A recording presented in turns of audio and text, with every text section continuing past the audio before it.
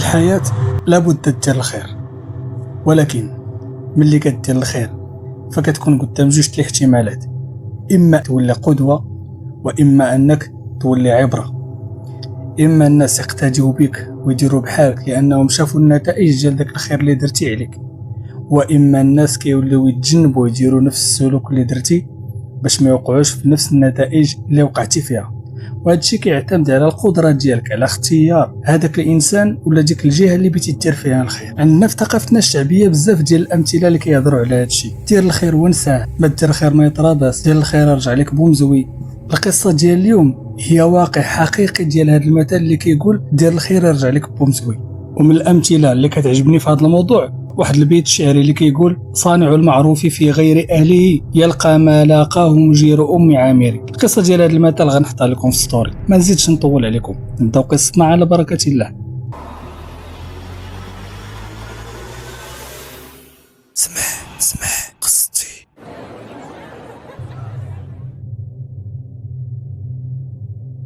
نبيل 40 سنه، انسان اللي دا وجاب في الحياه وتنقل بين بزاف المدن حتى استقر في مدينة الجبيل اللبنانية، ودار واحد المطعم ديالو وخدام فيه وربي كارمو والخير داخل خارج. نبيل معروف انه انسان اللي خلوق وكريم وعزيز عليه يساعد الناس، خصوصا اللي كيكونوا في وضعيه صعبه.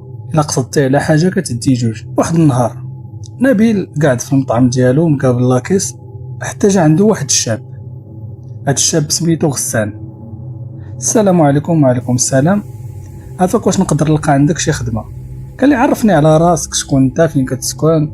قال لي: انا سميتي غسان وساكن غير هنايا في النواحي ديال مدينه جبيل، كملت قرايتي وحاليا كنقلب على خدمه لانني بغيت نتزوج، وهما اللي دارنا يعني عاونوني بقدر المستطاع، ولكن مازال خاصني بزاف الفلوس باش نقدر نتزوج. والاهميه عندي دابا والاولويه انني نخدم بعدا، ونخدم في خدمه مستقره باش نقدر نقنع اهل الخطيبه ديالي بانهم يقبلوا عليا، وباش نقدر ندير العرس ديالي ونجهز الدار اللي غادي نسكن فيها. قال لي: شحال في عمرك؟ قال لي: في عمري 23 سنه. قال لي: مزيان، مرحبا، قصدت الدار الكبيره. انا اصلا عزيز عليا نخدم معايا الشباب اللي كيكونوا طموحين وبين فيهم انهم بغاو الخدمه وحارين في خدمتهم، واهم حاجه انهم يكونوا ثقه. هما الشباب اللي خدامين معايا، شوفوا هما كاملين في عمرك، الا قبلتي عنا مرحبا بك. فغسان فرح وتفاجئ انه بهذه السهوله مع اول واحد دخل عنده يخدم هادي ما عمرها وقعت. ففرح بزاف، قال لي: صافي، انا غادي نكون عند حسن الظن ان شاء الله، وراني كنخدم وعزيز عليا نخدم، وما يكون خاطرك واللي قلتها هي اللي غادي تمشي. قال لي: شوف، ملي عاودت لي قصتك من البدايه غادي نعطيك واحد الصالير اللي مزيان، يعني هذاك الشيء اللي كيشدو هاد الشباب غادي نزيدك عليه شويه باش تلقى باش تعاون مع راسك وتقوم براسك وتتزوج في اسرع وقت. غسان خدم. نهار الاخر جا مستعد دخل الخدمه ديالو، ولقى دوك الشباب اللي خدامين تما حتى هما بحال خوتو وكيتعاونوا معاه، دغيا علموه الحرفه. فشد الحرفه مزيان ولا عجب نبيل. فنبيل حتى هو كان مره كيدور معاه، مره كيزيدو شويه في الصالير، عجبوه في خدمته فتا هو كرمو. غسان ما كانش محتاج بزاف الوقت، 3 شهور خدمها مع نبيل كانت كافيه باش يدير بلاصتو في المحل، واكثر من هذا الشيء دار بلاصتو في الحي كامل، ولا كيتعارف مع التجار الاخرين اللي كاينين في الحومه، ولا كيمشي كيفطر مع هذا ويتغدى مع هذا. شي واحد من هذوك التجار كيجي مثلا كيبغي شي حاجه يقول لي: صافي يسير دابا نصيفطو ليه، كيتعامل معاهم يعني معامله خاصه ماشي بحال باقي الكليان، حتى دار بلاصتو بيناتهم. غسان هو واحد الانسان اللي كيف تنقولوا يجي عند قوبه، كيصرف الفلوس بزاف، واخا هو اللي كيتخلص مزيان وما عندوش المصاريف لانه ساكن مع دارهم مع والديه، فكيخدم التاليل وكيمشي لدارهم، يعني ما كاريش الماكله كياكل تما في الصناك، ما عندوش شي مصاريف. ولكن هو كان تيجي عند قوبه، كان كيخرج مع صحابو بزاف، يسهروا هنا ويقصروا هنا، يمشيو لهاد الالعاب هنا، يمشي يخسر الفلوس هنا وهنا، يشري الحوايج، يعني ما كيجمعش يجي عند قوبه. هذاك الشيء اللي كان كيشد ما كانش كيقدو. فاش ولا كيدير؟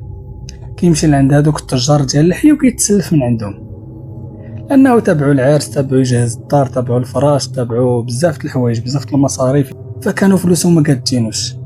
ولا كيشد الكريدي من عند هذا ويقول ليه: واحد 15 يوم ولا شهر ونردهم لك، عاود يمشي يشد كريدي من عند الاخر ويعطيه لهذا. المهم بقى تيرقع لدوك التجار من بعضياتهم، كيشد من عند واحد باش يرقع الاخر. دازت مدة على هذا الحال حتى ولاو ديونه مشتتين، ولا الزنقه اللي داز منها كاين فيها واحد ولا جوج كيتسالوه، ولا كيجي لخدمته تخبيه. حتى ولاو هذوك التجار كيجيو للمطعم ديال نبيل كيسولوا على غسان عطينا فلوسنا، غسان صاحبي درتي معايا شهر، هاتي راه شهرين ما عطيتينيش فلوسي، مشي هذا يجي الاخر. فنبيل ولا كيلاحظ هاد القضيه، ولا كيلاحظ انه الناس كيجيو كيبرزطوه تما. تيقول لي غسان مالك عطي الناس ديالهم، لا تسلفتي شي حاجه ردها للناس، علاش بغيتي تسلف اصلا ياك انت خدام؟ تقول لي راه عندي مصاريف كثيره وما كيقدونيش، وانا خصني نصيفط الوالديه باش يخبيو ليا وباش يشريو هذاك الشيء اللي خاص. كيبقى كيتشكى عليه نبيل، كيبقى فيه. مره كيطلب عليه هذوك التجار تيقول لهم اصبروا عليه راه خوكم حتى هو ماشي توقفوا عليه حسكه. ومره كيخلص عليه الدين من جيبو، كيقول له شحال كيتسالك هذا، كتبان لي شي حاجه قريبه كيخلصها ليه 20,000 ريال 30,000 ريال 40 تيخلصها. تيقول ليه وا جمع معنا راسك وبارك عليك من الكريدي. استمر على هذه الحاله مده طويله حتى لواحد النهار غسان تسلف من عند واحد. هذا كيسلف بالربا، يعني كيسلفك مليون خصك تردو ليه 1.5 ل 2 مليون. هذاك اللي تسلف من عنده غسان هو رئيس عصابه وما كيعتقش، يعني فلوسو غادي تردهم ليه، الا ما رديتيهمش ليه كاش غادي تردهم بروح، ما يعتقكش، معروف عليه هادي. نبيل واحد النهار لقى هاد رئيس العصابه واقف ليه في المطعم ديالو، اشنو بغيتي؟ بغيت غسان. اش بغيتي غسان؟ يعطيني فلوسي ولا ما غيعجبو حال، انا ولا هو اليوم واحد فينا غادي يخص. نبيل بقى كيتبت في هذاك وتيقول لي صافي راه غير ما يكون الخير، راه غادي يعطيك فلوسك، الا ما عطاكش فلوسك انا نعطيهم ليك، غير نسى الموضوع صافي يسير ودهنا. كيبرد فيه حتى برد وصيفطو في حاله. ملي جا غسان شدو نبيل وتخاصم معاه، قال لي شوف انا استحملتك بزاف حيت بنتي ليا باغي الفلوس، وبنتي ليا ولد اللي مقهور وعندكو الدراع وباغي تخدم، وبنتي ليا معقول، ولكن بديتي عليا بالكريديات. الناس كل ساعه يجيو ليا المحل يصدعوني، البيع والشراء راه ما كيبيش الصداع، خص الامور تكون صافيه باش الناس ملي كيجيو كياخذوا راحتهم، ماشي بيجي ياكل وبيدي معاه الصداع في ودنيه. وستي كملتيها جيب لي رئيس عصابه لهنايا، شوف غادي تحل مشاكلك ولا غنعطيك حسابك وسير في حالك. قال لي لا ما تفهمنيش غلط، انا راه تزيرت وهاللي وقع. قال لي شوف الله يرحم الوالدين، انا ما خسرت لك حتى خاطر وتعاملت معاك مزيان، فخليني بخاطري، اعطي للناس فلوسهم وخدم ديك الساعه مرحبا بك. قال لي صافي يدنا ما يكون الا خير، انا غادي نحل المشاكل. غسان في المطعم اللي خدام فيه عند نبيل خدامين معاه 4 ديال الشباب كلهم في العشرينات، واحد سميتو مروان والاخر سميتو ياسين، وكاين خالد. مروان هو اقرب واحد لغسان في العمر، وهو اقرب واحد ليه حتى في العلاقه، هو اللي كيعاود ليه بزاف على اسراره وكيعاود ليه كلشي والتفاصيل ديال حياته. الاخرين حتى هما مداخلين معاه مزيان، ولكن ماشي للدرجه ديال مروان. مشى عند مروان قال لي هاد مسخوط الوالدين ضيق عليا، سلفني بالربا وزيرني، وكل ساعه كيجي ليا المطعم وبيخرج لي على خدمتي وبيخرج لي على حياتي، ما بقيتش عرفت شنو ندير. قال حلول درتهم معاه ما باش يبعد مني، انا قررت واحد القرار وما عرفتش العاقبه ديالو كيفاش غتخرج. قال لي مروان اش قررت؟ قال لي غادي نقتلو نتهنى منه. قال لي مروان واش عرفتي راسك على من كتهضر؟ قال لي هذاك رئيس عصابه، ما جاش وصل هذيك رئيس عصابه غير هكاك. واش شفتي بعدا البنيه الجسديه ديالو مقارنه مع البنيه الجسديه ديالك، كيفاش غدير تقتلو؟ ونفرضوا كاع غدرتيه، هو راه رئيس عصابه، واش كتظن هذيك العصابه غادي يخليوك؟ غادي تبات ما تصبح. انت الكريدي عمالك عقلك، ما بقيتيش كتفكر، ما بقيتيش كتشوف شنو غادي دير، شنو هي الخطوه اللي بغيتي دير من بعد، وليتي كتقول شي هضره ماشي منطقيه. الا هاد الفكره ديال تقتلو ينسى، حيدها من بالك وفكر كيفاش ترد ليه فلوسو، وهني راسك من هاد المشاكل هادو وهاد الصداع اللي دخلتي ليه. فغسان فعلا حيد من بالو هذيك الفكره ديال انه غادي يقتل هذاك رئيس العصابه، وبدا كيقلب على حلول اخرى واخا ما لقى حتى حل. واحد النهار نبيل كان عنده شي غرض بيقضيه، فمشى وتعطل. الزوجه ديالو كانت خارجه من الدار حتى هي، فملي رجعات لقات انها نسات الساروت، فجات للمطعم. ما قلت لكم باللي المطعم هو نفسه خارج من الدار ديال نبيل، يعني الدار السكنه عنده الفوق والتحت دايروا مطعم. فالموبل كامل ديالو. فالزوجه ديالو نزلات للمطعم قالت للخدامه اللي خدامين مع راجلها واحد فيكم ولا جوج يطلعوا يحلوا لي الدار راه تسدات عليا وما هزاش الساروت ديالها. فشكون اللي طلع يساعدها؟ طلع غسان هو جديد الخدامه وصورته مؤخرا بدات كتخسر مع نبيل بسبب هذوك الديون والكريديات والمشاكل اللي كيجيب ليها المطعم. فقال هادي فرصه ندير هاد الخير، نعاون الزوجه ديال المشغل ديالي لعل وعسى تقول لي راه دار معايا هاد الجيست هذا، نعاود نقاد بلاصتي معاه. ففعلا غسان طلع. الزوجه ديال نبيل قالت لغسان راه كاين واحد الشريجيم عالي شويه وصغير، الا قدرتي تدخل منه راه هو مناش غتدخل وغادي تحل ليا الدار. فداك الشيء اللي دار غسان، طلع بالمقاتله مع داك الشرجم قدر يدخل منه وحل الدار للزوجه ديال نبيل. قالت ليه شكرا الله يرضي عليك اولدي، ودخلت بحالها للدار وهو نزل رجع للمطعم ديالو. وهنا فين غادي تطيح على نبيل واحد فكره شيطانيه.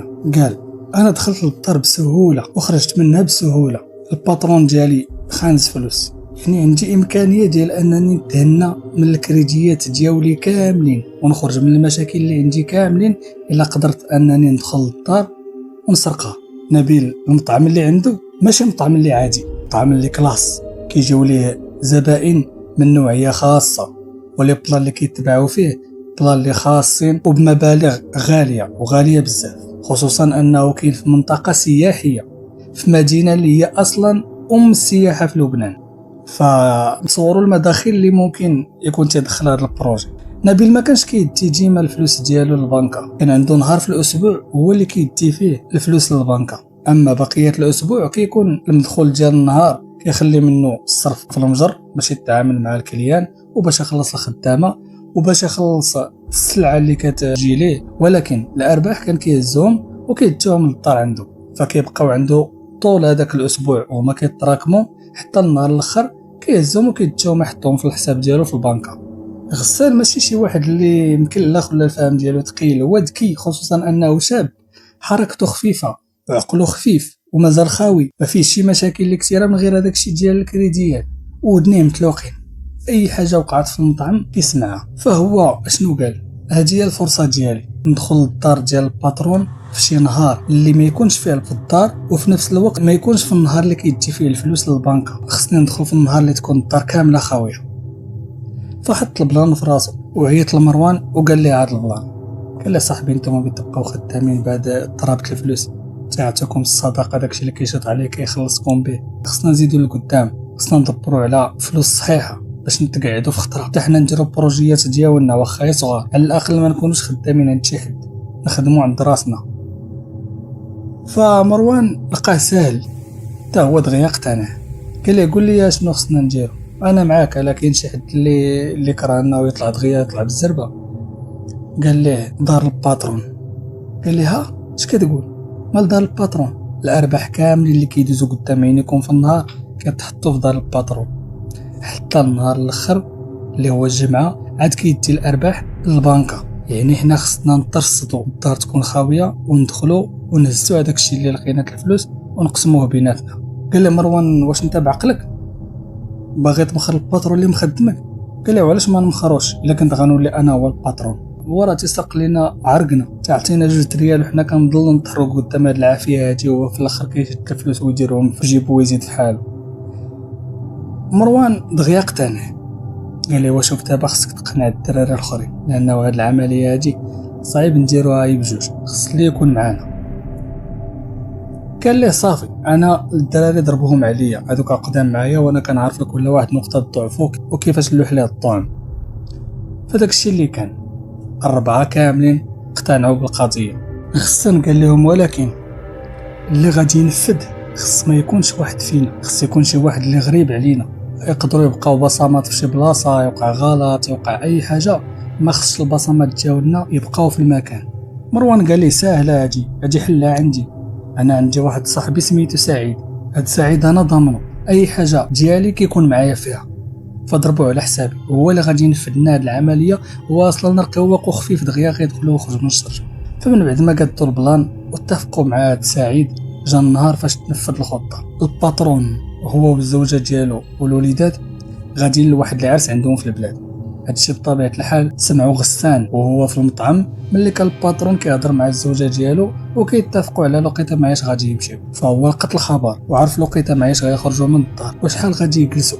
وصل هذاك النهار 25/11/2011 نبيل خرج من المطعم مع 10 ديال الصباح وهز الزوجة ديالو والوليدات ومشاو لهداك العرس. مباشرة من بعد نص ساعة ما تحركوا من حدا الدار بينما غسان دار بحسابهم انهم بعدوا عيط للدراري وقال لهم اجي الوقيته ديال التنفيذ. فعيطوا لسعيد وقالوا ليه راه اليوم غادي ننفذوا العمليه عندك نص ساعه باش تكون عندنا.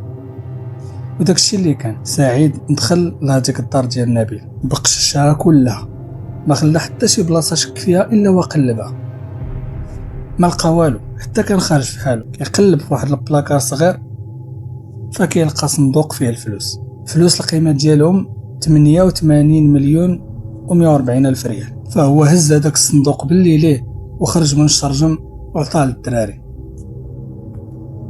غسان والربعه الاخرين اللي معاه كان الدور ديالهم هو الحراسه والحمايه.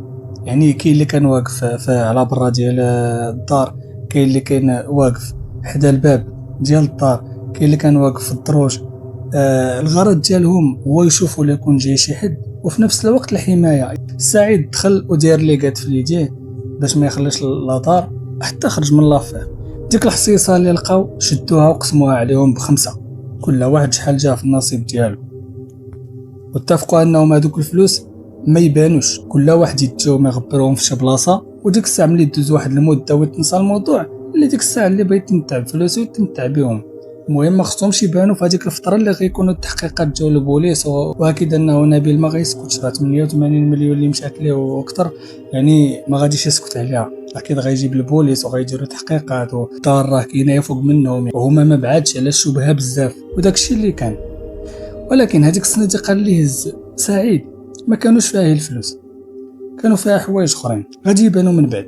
نبيل جا هو والزوجه ديالو ووليداتو من العرس كيدخلوا للدار فكيتفاجئوا بانهم تسرقوا. مشى تيقلب ديريكت في هذيك البلاصه اللي حط فيها الفلوس كيلقى الصندوق اللي حط فيه الفلوس ما كاينش كامل وما كاينش داكشي اللي فيه. فمشى بجرا ديكلارا. جات الشرطه العلميه باش يهزوا البصمات وفي نفس الوقت بدات التحقيقات. اقرب وحدين غادي يتم التحقيق معاهم وهما الجيران اللي ساكنين في هذاك الموبل، كلهم تقلبوا لهم جروم وكلهم تحقق معاهم فما لقاو حتى شي نتيجه. سعيد هادوك اللي كان لابس في يديه على قبل باش ما يبقاوش البصمات ديالو في الدار تقطعوا ملي كان داخل من الشرجم. فمع الزربه والارتباك ما باقيش تسوق لانه البصمات يبقاو ولا ما يبقاوش. ولكن ملي مشى لدارو ويحط هذاك الشيء اللي سرقوا كيلقى انهم الليغات مقطعين. فهنا شداتو الخلعه وبقى خايف، خصوصا انه اول مره في حياته كينفذ عمليه سرقه. فبقى تيقول دابا غادي يلقاو البوليس الاثار ديالي وغادي يجيو ليا، اكيد غيكونوا لقاو الاثار ديالي، اكيد هما دابا مراقبيني. فدخلوا الوسواس انه غادي يتشد. فشنو دار؟ هز هذاك المسروقات ومشى لعند واحد صاحبه اخر كاين في واحد بحال بغيتي تقول واحد الدوار خارج شويه على هذيك المدينه. هاد صاحبو سميتو فؤاد. فالغبي بالخلعه اللي فيه خوال مزيوده كامله لفؤاد، قال لي بنخلي عندك هاد الفلوس وبنخلي عندك الدفتر ديال الشيكات وفرتي. قال لي انا وشي دراري فلان وفلان وفلان وفلان فدنا واحد العمليه وانا خايف دابا لا يكونوا البصمات ديالي بقاو تما، فبغيت نخلي عندك هاد الشيء هذا خبيه عندك وخليه ما ندوزش الحبس فابو. ملي نخرج من الحبس نلقى هاد الشيء علاش نتكا. فؤاد فعلا شد عنده هذاك الشيء وخباه. شنو اللي وقع من بعد؟ سعيد عاود رجع عند مروان قال لها اللي وقع راه تقطعوا لي الليغات وانا دابا شاك انهم المحققين يقدروا يلقاو البصمات ديالي في الدار الا دخلوا ليها. هذا الشيء هذا بغيت نبلغوا لك باش دير بحساب، انا خايف لا نتشدوا. المهم هذيك الخوف والخلعه اللي فيه انتقلت لمروان تا هو ولا قاعد في المطعم وكيشوف فيه غسان مرتابك ومخلوع بوحدو. البوليس كانوا ديما كيجيو للمطعم يعني كيبيو ياخذوا اقوال ديال نبيل، شي حاجه نساوها كيجيو تيبان لهم شي سؤال جديد كيجيو يسولوه كيحققوا مع هذوك تما اللي خدامين مع نيت بما فيهم هادو اللي سرقوا. وماشي هي مروان تزاد عليهم حتى الاخر الثالث اللي خدام معاهم تما حتى هو ولا تيبان عليه الارتباك. يعني دابا بقى غسان وخالد هما اللي مثبتين الاخرين كلهم مرعودين، وهي كيشوفوا البوليس كيبداو كيتهتوا. غسان مشى عند خالد قال لي شوف بغيت نهضر معك. سعيد ومروان وياسين مع اول تصرفيقه غادي يقروا بكل شيء وغادي نصدقوا كاملين داخلين للحبس. خصنا نديروا شي حاجه. انا طاحت عليا فكره، غادي نصفيوها لهم كاملين، وداك الشيء اللي غادي يبقى هي ليا انا وياك. يعني حتى فلوسهم غادي نشدوهم من عندهم وكل شيء يبقى لينا. الا مات سعيد ومات مروان وياسين يعني الخبار مشات معاهم، البوليس ما يقدروش يوصلوا للحقيقه، غنبقى غير انا وياك، كل شيء يبقى ديالنا. خالد ما كانش من العاجزين وجاتو من الجنه والناس، قال لي اللي درتيها انا معك. قال لي غسان انا عندي واحد الفكره طاحت ليا في بالي باش نستدرجوهم. قال لي غادي نعيطوا لهم ونقولوا لهم جيبوا معكم فلوسكم، غادي نديوهم نخبيوهم في واحد البلاصه باش البوليس ما يلقاو حتى شي دليل علينا، وفي نفس الوقت نحتفلوا مع بعضياتنا بهاد لافير اللي درنا وصدقات لينا هكا. اتقوا فيه خصوصا مروان لانه صاحبه الروح بالروح، هو اكثر واحد عنده علاقه مزيانه مع غسان في هذاك المطعم. فاتفقوا يتلاقاو في واحد البلاصه. وغسان ملي سمع انه سعيد شفر الدفتر ديال الشيكات وشفر الفردي وشفر حوايج اخرين وما قالهاش ليهم، هو عطاهم هي الفلوس، ما قالش لهم داكشي الاخر اللي شفر. قال هادشي اللي غادي يكون شافر كثار من هادشي اللي عطانا. شكون اللي قال لنا حنا راه جبت شي حاجه اخرى اكثر من هذوك الفلوس اللي عطانا، ولا هز الذهب ولا هز شي حاجه اللي عندها قيمه، هو خبى عنا يعني غدرنا.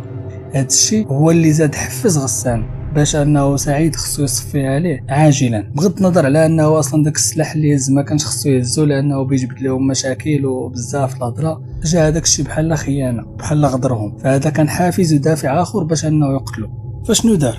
جاب السم وداروا في واحد المشروب. السم ما كانش في المشروب في حد ذاته، ولكن السم تدار في الكيسان.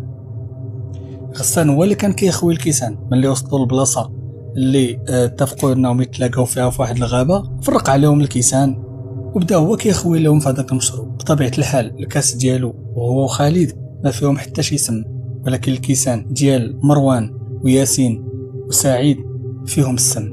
شربوا هذاك المشروب. شويه سعيد بدا شاد في كرشو، كيتوجع تيقولوا ليه مالك؟ تيقول له ما عرفتش هاد الوجع فيا. شويه طاح في الارض وبقى تيتركل وتيخرخر. ناض مروان حتى هو قال ليه مالك اشنو بيك؟ وبقى تيعنق فيه وتيحاول انه يشوف مالو وينقذوه. تيقول لهم اتصلوا بالاسعاف. شويه مروان حتى هو شدوا هذاك الوجع وبدا حتى هو كيخرخر والكشكوشه خارجه ليه من فمو. شويه طاح الثالث حتى هو ياسين عداهم. فشنو دار خالد وغسان؟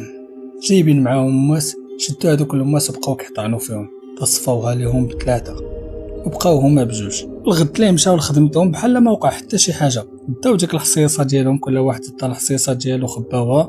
من بعد ما رجعوا دوك الفلوس اللي هما الانصبه ديال هادو اللي تقتلوا، يعني بلاص ما كان هذاك المبلغ 88 مليون مقسوم على 5 ولا مقسومين على 2، ورجعوا لخدمتهم عادي بحال ما كاين حتى شي حاجه. الغد ليه ما جاوش مروان وما جاش ياسين للخدمه، جا خالد وجا غسان. نبيل جا كيشوف المطعم تيبانوا ليه الخدامه ما كاملينش. قال لهم فين هما مروان وياسين علاش ما جاوش؟ قال لي حنا ما فرصنا حتى شي حاجه، ما قالوا لنا والو. داز يومين 3 ايام 4 ايام سيمانه ما جاوش للخدمه. نبيل كيتصل بالاهل ديال هاد الخدامه كيسولهم، قال لهم علاش ما بقاوش كيجيو للخدمه؟ واش عندهم شي مشكل معايا؟ واش لقاو خدمه ما احسن؟ شنو كاين؟ قالوا ليه كيفاش ما كيجيوش؟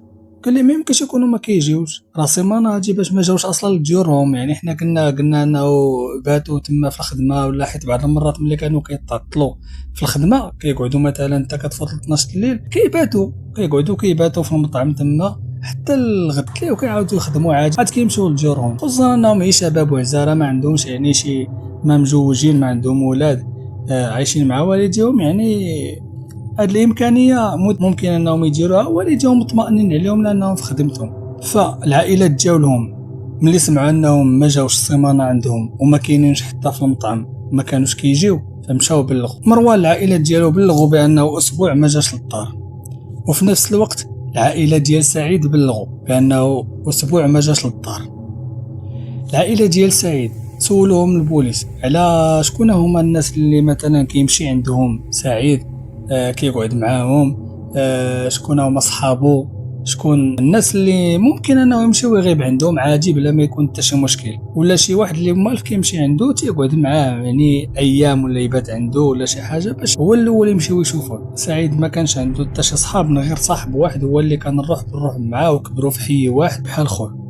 قال لهم بوليس شكون هو هذا؟ قالوا لهم فؤاد هو صاحب سعيد اللي كان مشى عنده للدوار وخلى عنده داكشي اللي سرقوه وقال لي القصه كامله. فؤاد ملي كبر ولا شاب ما بقاش مستقر في نفس الحي اللي كاين فيه سعيد اللي كبر هو وياه فيه، وانما ولا مشى خدام في الفلاحه في الدوار ديالهم في الارض ديال جدو. فالشرطه مشاو عند فؤاد قالوا له واش كتعرف سعيد؟ قال لهم قال لهم مروان؟ قال لهم لا كنعرف سعيد، مروان ما كنعرفوش. قالوا ليه المهم راه لقيناهم مقتولين ولقينا الجثث ديالهم في الغابه وبصعوبه باش تعرفوا عليهم الاهل ديالهم. وملي درنا التحقيقات مع الاهل ديال سعيد قالوا لنا باللي انت هو صاحبه المقرب وباللي سرلو عندك. قال لي دابا بلا ما تبدا تكذب ولا تدور في الهضره، سعيد راه كان معاك وانت اللي قتلتيه. سعيد ما كيمشي عند حتى حد من غير خدمته ودارهم انت، يعني الا ما كنتيش انت اللي قتلتيه غادي تكون عارفو فين مشى وفين تقتل ولا شكون اللي قتلو. فؤاد شاف راسو صافي القضيه ولات فيها الروح، قال لهم انا نقول لكم اللي كاين.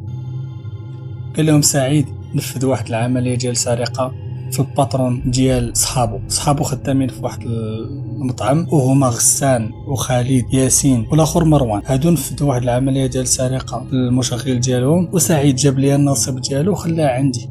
قال لي خليه عندك، انا شاك انه البوليس يقدروا يوصلوا ليا فخلي عندك هذا الشيء، لا قدر الله خرجت من الحبس لقى علاش رجع. هذا هو واحد علمي انا. اما شكون اللي قتلهم انا ما عرفتش وما عمرو قال لي انه عنده عداوه مع شي حد. الشرطه داو فؤاد معاهم لانه هو شاهد وفي نفس الوقت متهم، فداوه للدائره ومشاو باش يلقيو القبض على غسان ومن معه. نبيل قاعد في المطعم ديالو وغسان خدام، خالد حتى هو خدام، حتى كيوقفوا الشرطه داروا المنوط لغسان وهو وخالد. نبيل تفاجئ قال لهم مالكم شنو عند هادو لاش دار لهم المنوط ما داروش مصيبه؟ قال لي هادو هما اللي سرقوا الدار ديالك اللي تسرقات، هادو هما اللي سرقوا. نبيل جا نيار عصبي من بعد كاع داك الخير اللي دار معاهم وداكشي كيشوف كلشي تقلب عليه، كلشي رجع عليه بالخايب. علاش يسرقوا وعلاش يوقع داكشي كامل وهو ما دار حتى شي ذنب غير انه قرر يدير فيهم الخير. شاف هذوك الشباب وقرر انه يدعمهم ويعاونهم في حياتهم باش يكونوا راسهم، علاش يردوا ليه الخير بالشر؟ بقى ينبهض. المهم الشرطه هزوهم وداوهم للدائره ومن بعد التحقيقات اكدوا لهم انهم فعلا انهم هما اللي سرقوا الدار والاهداف ديالهم وعلاش سرقوها، واعترفوا كذلك بانهم هما اللي قتلوا مروان وياسين وسعيد لانهم خافوا انهم يبلغوا الشرطه عليهم ولا تكتشفهم الشرطه وفي نفس الوقت باش يبقاو لهم الانصبه ديالهم. في المحكمة تحكم على غسان وعلى خالد بالإعدام اللي تحول لمؤبد مدى الحياة، لكن فؤاد تحكمت عليه المحكمة ب3 سنين لأنه اعتبروه متعاون ومتستر على عملية السرقة، فاعتبروه مساهم في هذيك الجريمة ديال السرقة، حكموا عليه ب3 سنين. وهنا سالت القصة. نشوفكم في قصة أخرى إن شاء الله. ما تنساوش ديروا أبوني وتفاعلوا مع القناة باش يوصلكم الجديد ديالنا أولا بأول. نشوفكم على خير، إلى اللقاء.